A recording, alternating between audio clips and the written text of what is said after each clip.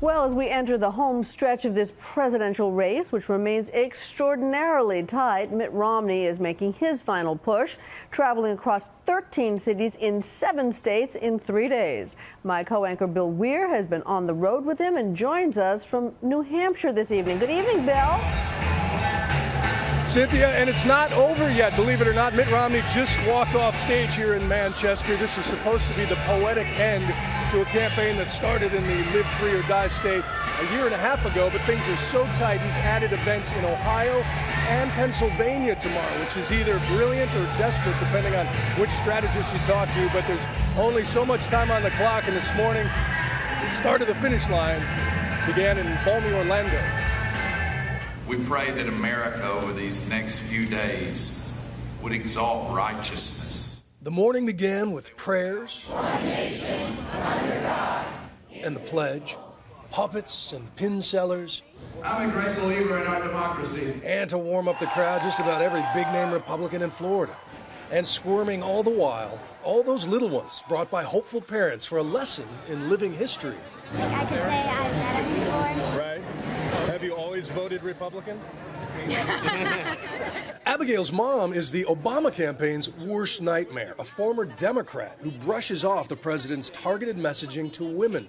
The economy is more important. It's not the social issues as, women's right to, do what she wants with her body, or it's not, people can marry whoever. It's we need to get jobs for people. And then, finally, the man of the hour. The question of this election really comes down to this.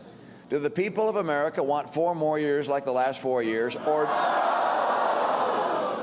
do you want real change finally?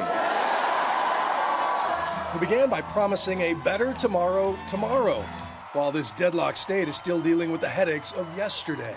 Let people vote! Let people vote! A long, confusing ballot has led to eternal lines at the polls. It took a lawsuit by Florida Democrats to force Republican state officials to keep early voting open longer.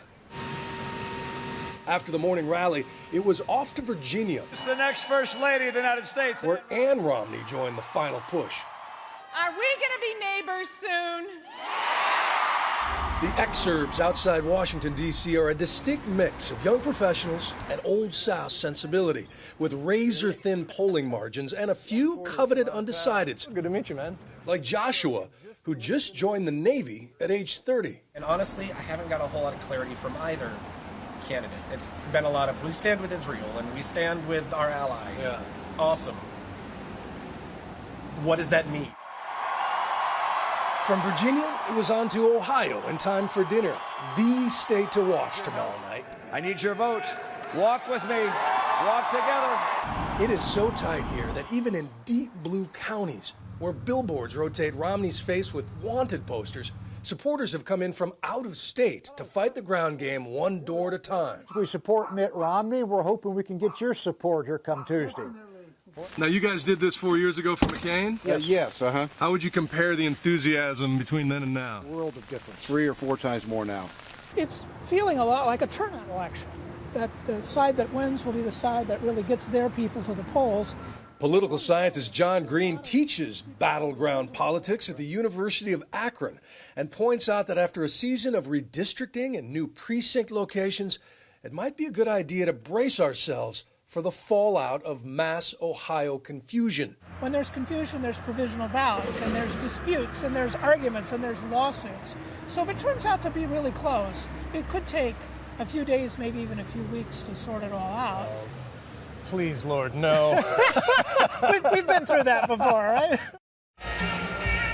Oh, heavens forbid. Yeah, if you show up at the wrong precinct in Ohio, you still get to cast a provisional ballot, Cynthia, but they don't count it for 10 days. So the best we can hope for tomorrow night is just one late night. Oh, Bill, thanks so much for that report. We will see what happens, of course.